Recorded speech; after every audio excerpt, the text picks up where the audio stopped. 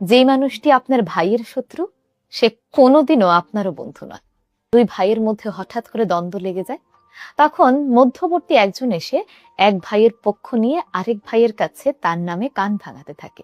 কিংবা আপনি ভালো করে জানতে পারলেন সেই মানুষটি আপনার ভাইয়ের শত্রু। আবেগের বশবর্তী হয়ে সেই মানুষটিকে কখনোই নিজের আপন ভাববেন না।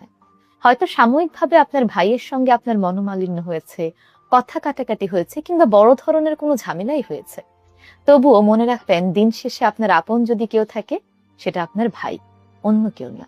বাইরের মানুষ কখনোই আপনার ভাইয়ের মতো করে আপনাকে বুঝবেও না, ভালোবাসবে না।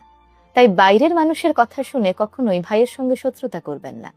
যে মানুষটি আপনাকে আপনার ভাইয়ের থেকে দূরে নিয়ে যেতে চায়, সে মানুষটি কখনোই আপনার বন্ধু না, বরং সে ভালো করেই জানে দুই ভাইকে আলাদা করতে পারলেই তাদের দুর্বলতা প্রকাশ পাবে।